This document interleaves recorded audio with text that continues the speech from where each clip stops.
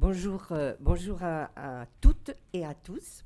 Je suis très heureuse d'être ici aujourd'hui avec vous, avec aussi ma collègue Nathalie Lacouet. Je suis vice-présidente du département de la Gironde. Nous venons donc de France, du sud-ouest de la France. Le département de la Gironde est le département le plus vaste de France, puisqu'il fait plus de 10 700 km². Il comporte une très grosse métropole, celle de Bordeaux, mais aussi des territoires ruraux extrêmement nombreux.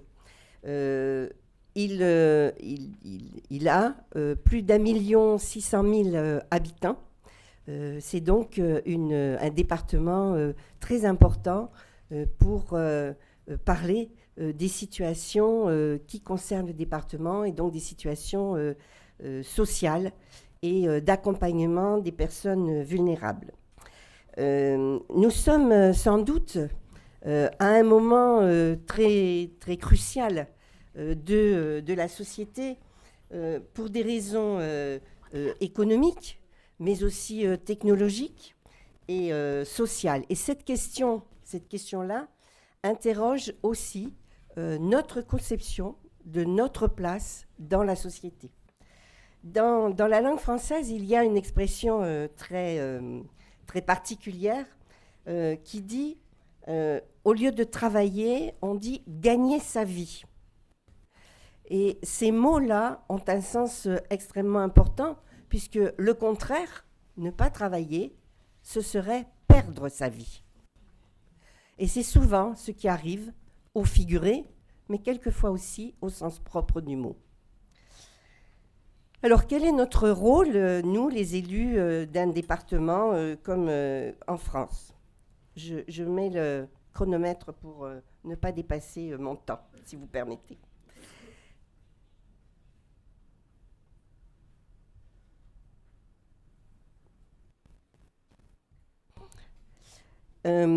Alors, nous sommes responsables des solidarités humaines et territoriales. Et la loi française de décentralisation nous a nommés chefs de file de l'insertion et de l'inclusion. Et le président du département, qui s'appelle Jean-Luc Glaise, m'a confié la responsabilité en tant que vice-présidente de cette charge, et ma collègue Nathalie Lacouet est donc présidente de la commission du revenu de solidarité active. Je vais vous expliquer de quoi il s'agit. Cela signifie que nous décidons des choix politiques que nous allons concrétiser par des actions en direction des personnes qui sont éloignées de l'emploi et qui n'ont pas de ressources du fait qu'elles ne travaillent pas. Ces actions sont ensuite mises en œuvre par les agents du département.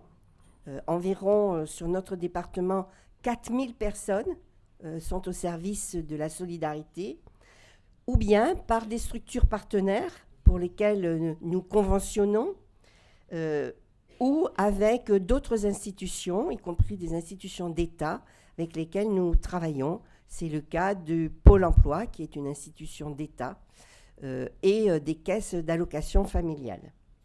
Nous travaillons aussi en partenariat avec les commissions d'action sociale des communes, et aussi avec des structures que nous finançons, soit par nous-mêmes, soit à l'aide de fonds sociaux européens que nous allons chercher. Ces actions concernent l'ensemble des personnes qui perçoivent le revenu de solidarité active, RSA.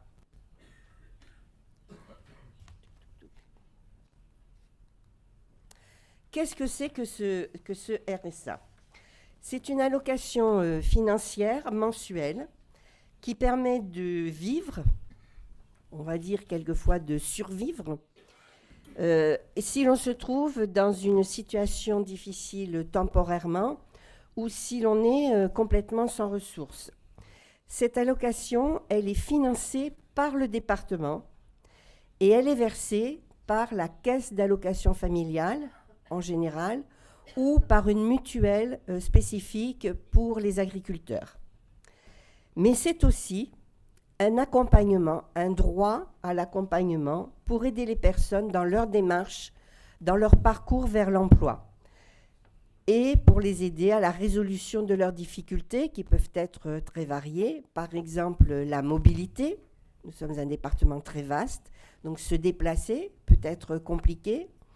Aux difficultés, par exemple, des gardes d'enfants pour des femmes, pour des problématiques de logement, des problématiques de santé, des problématiques de remise à niveau en formation, des problématiques d'illettrisme, bref, toutes les difficultés qui empêchent un retour à l'emploi. C'est une allocation qui est conditionnée. Qu'est-ce que ça veut dire ? Ça veut dire qu'il faut résider légalement sur le territoire français, y être réellement au moins 9 mois minimum dans l'année, et, condition très particulière, il faut avoir plus de 25 ans, ce qui laisse de côté toute la jeunesse de notre pays. Sauf dérogation particulière, par exemple, lorsqu'on a moins de 25 ans, mais qu'on est chef de famille. Le montant du RSA varie aussi selon la composition du foyer.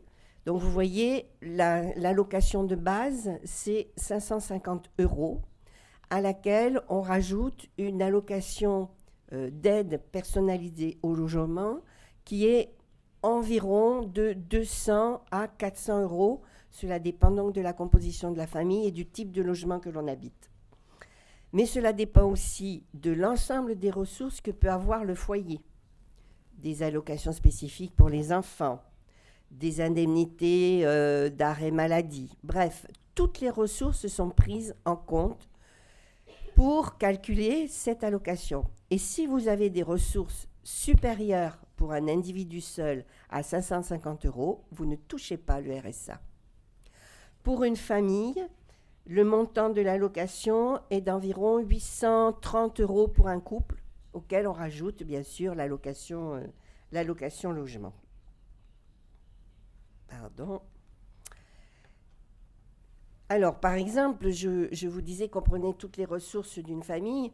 Nous voyons des cas extrêmement difficiles.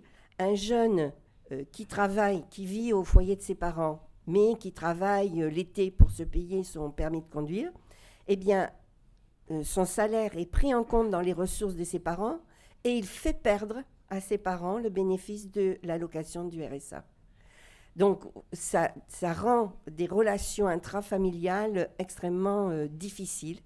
Et on voit des jeunes qui travaillent au noir, c'est-à-dire ne déclarent pas leur travail, pour que leurs parents ne perdent pas le bénéfice de cette allocation. Alors, pourquoi nous nous sommes intéressés aussi aux idées du revenu de base ou du revenu universel. Il faut savoir que sur le département de la Gironde, actuellement, on a un peu plus de 40 100 foyers allocataires du RSA.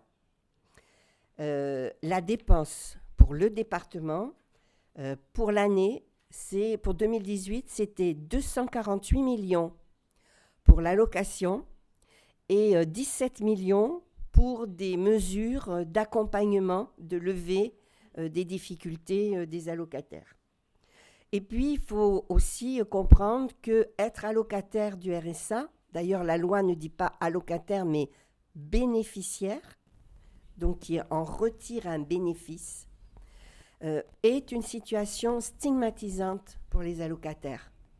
Nous avons fait, avec Nathalie, nous avons fait évaluer par les allocataires notre politique du RSA. Et les paroles que nous avons recueillies, que nous avons entendues, puisque nous étions là au milieu des groupes, c'était que les gens se sentaient stigmatisés, honteux, que beaucoup ne demandaient pas cette allocation parce que ils ne pouvaient pas assumer cette position, et aussi parce que les démarches administratives sont compliquées il faut beaucoup de justificatifs. Il faut savoir que cette allocation, elle est trimestrielle et elle s'appuie sur les ressources du trimestre précédent. C'est-à-dire que chaque trimestre, on doit justifier de ces ressources. Et on ne sait donc jamais à l'avance de combien d'argent on va disposer pour le trimestre suivant, ce qui est extrêmement anxiogène et empêche les gens de se projeter dans un parcours plus serein où ils pourraient trouver des ressources personnelles de force pour se diriger vers l'emploi. Au moment, en 2016, il y avait en France beaucoup de réflexions autour d'un revenu minimum, des difficultés de ces allocations. Il faut savoir qu'en France, il y a environ 15 types différents d'allocations d'aide sociale. Donc c'est avec des calculs différents, donc c'est extrêmement complexe de comprendre ces allocations. Et les parlementaires s'étaient intéressés à réfléchir sur cette difficulté de se retrouver dans ce magma administratif. Et le député Sirugue a produit en début 2016, un rapport extrêmement intéressant qui proposait la fusion de 10 minima sociaux. Au même moment, une commission sénatoriale, dirigée par le sénateur Percheron, a produit lui-même un rapport, puisqu'il est allé interroger dans toute la France des allocataires et des structures d'accompagnement social. Et il a fait des propositions un petit peu dans le même sens. Et parallèlement, la Fondation Jean Jaurès, qui est une fondation d'économistes et de sociologues, ont produit une note extrêmement intéressante qui s'appelle « Le revenu de base, de l'utopie à la réalité ». Nous avons donc lancé en septembre 2016 un partenariat avec cette fondation et avec l'Institut des politiques publiques, qui est un institut très proche de l'État et qui fait des propositions et qui fait des simulations, qui dispose bien sûr d'outils mathématiques très puissants.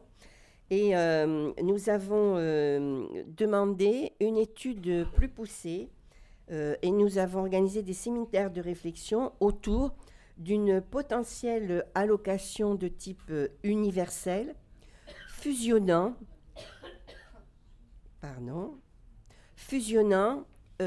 plusieurs allocations. Et nous nous sommes arrêtés sur 4 scénarios. Le premier, une fusion du revenu de solidarité active et des aides personnalisées au logement, APL. Une deuxième proposition qui suivait le rapport Sirugue, donc 10 minima sociaux fondus en une seule allocation. Et puis 2 propositions différentes sur un revenu de base inconditionnel, donné automatiquement. L'un à une hauteur de 750 € et l'autre à une hauteur de 1 000 €, sachant que 1 000 €, c'est le seuil de pauvreté en France. Il s'agissait là d'élaborer donc des modèles de revenus de base et, si possible, d'étudier les effets redistributifs de ces scénarios pour déterminer si, par rapport au modèle précédent, cela ferait des gagnants et des perdants et à quelle hauteur. Bien sûr, il ne s'agissait pas d'appauvrir les personnes déjà en situation vulnérable, mais de créer un dispositif qui soit crédible scientifiquement, qui soit audacieux socialement et qui soit soutenable financièrement, avec l'idée de l'expérimenter sur à peu près 6 ou 10 000 personnes au sein du département. Pour conforter ces études et ces réflexions, nous avons décidé de mettre ces idées à l'épreuve auprès de personnes directement impliquées, d'une part par ce sujet, les allocataires, mais aussi des acteurs de l'économie sociale et solidaire, des entrepreneurs, des travailleurs sociaux du département, des structures partenaires, les directions de la solidarité au département, des jeunes de moins de 25 ans, et les représentants des grandes institutions et des syndicats. Et puis aussi un groupe d'universitaires d'un laboratoire bordelais qui se penche sur les questions sociales et économiques. Nous avons donc organisé 10 groupes thématiques avec cette question: le revenu de base est-il une nécessité ou une fausse bonne solution? Que pensez-vous des 4 scénarios proposés? Avantages, inconvénients, mise en œuvre, etc. Donc, vous voyez, 17 réunions se sont tenues avec 120 personnes par petit groupe sur à peu près 2 mois et demi, presque 3 mois. Les travaux de chaque groupe étaient animés par un animateur neutre et suivis par un binôme de personnes qui ont formé ensuite ce qu'on a appelé le panel citoyen. Ces personnes avaient été choisies ou proposées pour qu'on ait un éventail complet des situations de vulnérabilité suivant les typologies de personnes. Ces 10 groupes ont ensuite rendu compte de leurs travaux lors d'une session collective très officielle devant le jury citoyen et nous-mêmes. Et puis, après une demi-journée de débat interne, le jury citoyen a lui-même rendu son avis et ses propositions au président du département et à moi-même. Et ce travail de restitution a été suivi par une journaliste qui est, je pense, très connue en France, je ne sais pas si elle est connue en Espagne, qui s'appelle Florence Aubenas et qui publie beaucoup de livres et de textes sur la pauvreté, ayant fait elle-même l'expérience de se mettre pendant 1 an dans la peau d'une personne vulnérable. Ce qui était intéressant, c'est qu'ils ont soulevé des points d'arbitrage importants qui étaient, bien sûr, l'âge des publics, entrée ou pas des 18-25 ans dans ce dispositif. Est-ce qu'on allait individualiser l'allocation ou est-ce qu'on allait donner une allocation par foyer, ce qui produit des effets différents? Quel était le montant plancher? Donc, quelles allocations déjà existantes on allait recycler, mettre dans ce pot commun? Quel serait le barème de dégressivité? Quel serait le point de sortie de ce dispositif en termes de ressources des personnes? L'idée était d'un point de sortie à des ressources d'environ 2 000 €. Est-ce qu'on incluait les enfants mineurs avec un supplément? Est-ce qu'on ouvrait dès le premier enfant ou à partir de deuxième, comme les actuelles allocations familiales? Et est-ce qu'on y mettait ou pas une condition de recherche d'emploi, ce qui est une condition obligatoire actuellement? Voilà. Donc, toutes ces questions ont surgi de ces débats citoyens. En même temps, nous avons produit un simulateur numérique et une enquête pour que, de manière plus large, les citoyens girondins puissent s'intéresser à la question. Enfin, nous avons, à ce moment-là, donc fin 2016, début 2017, lors d'une réunion de l'ensemble des départements, nous avons été rejoints à ce moment-là par 5 départements, puis 8, puis 13, et enfin, au bout de 3 mois, nous nous sommes retrouvés à 18 départements. Il y a 90 départements en France. Et donc 18 départements, ensemble, 17 autres, se sont associés à nous pour élargir cette étude, sachant que les départements qui nous ont rejoints ont des situations différentes, puisque par exemple, un très gros département de la banlieue parisienne a une population de jeunes de moins de 25 ans qui couvre le quart de la population, alors que d'autres départements sont des départements extrêmement ruraux et non pas de grandes métropoles. Donc ça permettait d'avoir des situations extrêmement différentes. Nous avons alors déterminé les contours d'une potentielle expérimentation de type scientifique et nous avons redemandé à l'Institut des politiques publiques de creuser à partir des axes et des questions qui avaient émergé et de chiffrer deux scénarios. Donc l'un avec la fusion du RSA, Revenu de solidarité active, et les aides au logement, et l'autre d'y rajouter la prime d'activité, qui est une prime versée par l'État pour les travailleurs pauvres, jusqu'à un certain niveau de salaire. Donc les gens peuvent faire la demande de ce petit complément de ressources. Nous avons aussi tenu en juin 2018 un grand colloque à l'Institut des études de politique de Bordeaux et nous avons refait une simulation, un simulateur de revenus de base. Et enfin, nous avons porté auprès de l'État une demande de loi d'expérimentation. Il faut savoir que, comme le revenu de solidarité active est une loi nationale, les départements ne peuvent pas déroger seuls à cette loi. Il leur faut une loi spécifique qui s'appelle loi d'expérimentation et qui permet aussi d'y accoler un fonds d'expérimentation dans lequel l'État peut y mettre des allocations déjà versées antérieurement ou un fonds supplémentaire.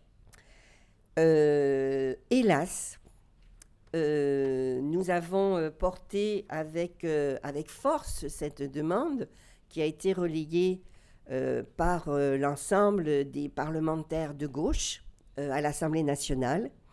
Mais cette proposition a été rejetée et l'idée même d'un débat au sein de l'Assemblée nationale a été rejetée par la majorité actuelle française. Ça nous a certes un petit peu peiné, si je puis dire, mais cela n'a pas anéanti notre force de proposition et nous continuons à réfléchir sur ce sujet, en particulier pour les jeunes de 18 à 25 ans. Et nous nous sommes associés au Conseil d'orientation de la jeunesse qui travaille auprès du Conseil économique social dans lesquels il y a un regroupement de citoyens et d'experts. Et nous continuons de porter ce projet à 18 départements. Et maintenant, le président de la République française, le président Macron, a lancé lors de sa présentation de la stratégie de lutte contre la pauvreté une idée d'un revenu universel d'activité, RUA, qui n'est en réalité ni universel, ni d'activité. Toutefois, nous continuons à travailler et à proposer de travailler avec les experts du gouvernement. Et nous avons accueilli, au sein du département, lundi, toute la journée, une journée de travaux avec des citoyens, des hauts-commissaires du gouvernement, des travailleurs sociaux, autour de l'idée du revenu universel d'activité présidentielle. Voilà, ce qui pour nous était une régression par rapport aux travaux que nous avions déjà menés, mais nous avons tout de même participé à ces travaux et nous avons continué lors de la conférence de presse à proposer notre revenu de base. Et en tous les cas, l'idée de l'expérimenter, un peu comme ce qui se fait actuellement ici à Barcelone, puisque ce que nous souhaitons, c'est être en capacité, de manière très objective, de pouvoir étudier l'impact de ce revenu de base sur le devenir des citoyens et de partager dans le débat public ces résultats pour faire une proposition d'étendre à l'ensemble du pays cette proposition de revenu de base. Il faut savoir que nous avions aussi travaillé et nous étions mis en relation avec d'autres pays, par exemple en Finlande, lorsqu'ils ont lancé leur expérimentation d'une aide sociale de retour à l'emploi auprès de 2000 personnes vulnérables dans leur parcours vers l'emploi, où les personnes ne perdaient pas leur allocation lorsqu'ils retrouvaient un emploi pendant une dizaine de mois, ce qui leur permettait de faire un glissement sans perte de ressources. Nous nous sommes intéressés aussi au projet de l'Écosse, projet qui ne s'est pas concrétisé. Et il y avait aussi un projet réel, en fonction, d'un groupe de citoyens berlinois qui ont lancé un crowdfunding. Et à chaque fois qu'ils récoltaient 12 000 euros, ils tiraient au sort dans un panel de gens qui s'inscrivent. N'importe qui peut s'inscrire sur le site. Et cette personne recevait 1 000 euros par mois. Et ils regardaient ce que ça produisait pour les personnes, en particulier les personnes vulnérables. Il faut savoir qu'ils en sont actuellement à plus de 250 personnes qui ont touché cette manne avec des effets extrêmement intéressants. Ils sont en train de déployer ce dispositif dans d'autres pays, en particulier le Portugal, des pays d'Afrique, en Inde, pour regarder un petit peu, selon les pays, ce que ça peut produire. Voilà où nous en sommes actuellement. Nous continuons, nous venons d'innover un dispositif là pour les 6 derniers mois de l'année pour permettre aux allocataires du RSA de travailler sur une activité saisonnière agricole pour les vendanges ou les récoltes de fruits sans qu'ils perdent leur allocation. Nous restons très mobilisés sur ce sujet. Nous espérons que nous pourrons aller un petit peu plus loin que ce qui existe actuellement. Et je vais vous proposer de regarder 2 minutes d'une vidéo que nous avons produite sur qu'est-ce que c'est pour nous que le revenu de base. Si j'arrive à...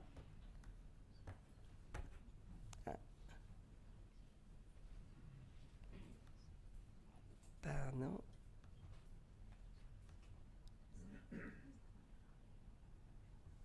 Je ne vois pas, excusez-moi, oui.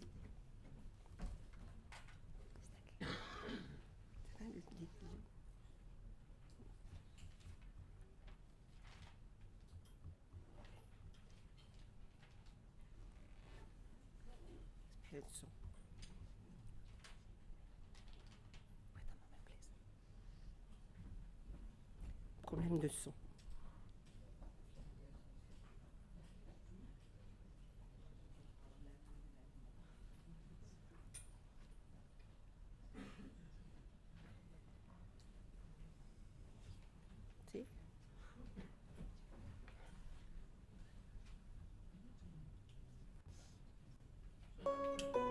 J'entends parler de revenus de base. Certains disent que c'est pour remplacer des aides déjà existantes, que tout le monde y aurait droit. Qu'en est-il exactement ? Depuis 40 ans, le chômage de masse et la précarité persistent. La cohésion sociale est fragilisée. La révolution numérique transforme le travail.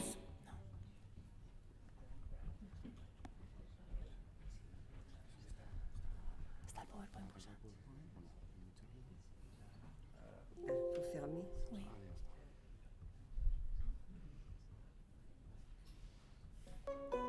J'entends parler de revenus de base. Certains disent que c'est pour remplacer des aides déjà existantes, que tout le monde y aurait droit. Qu'en est-il exactement ? Depuis 40 ans, le chômage de masse et la précarité persistent. La cohésion sociale est fragilisée. La révolution numérique transforme le travail. Le revenu de base pourrait sécuriser nos projets de vie par sa simplicité avec un nouveau modèle de solidarité. Un revenu de base serait versé à ceux qui en ont besoin à un moment de leur vie, cumulable avec d'autres revenus, pour faire face à un coup dur et vivre dignement, s'occuper d'un proche, changer de voie professionnelle, lancer des projets et 1000 autres possibilités.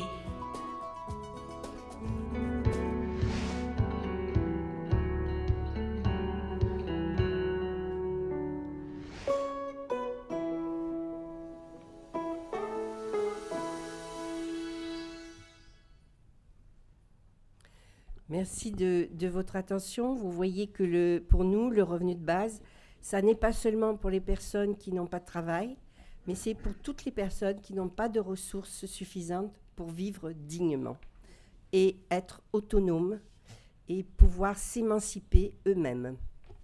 Merci.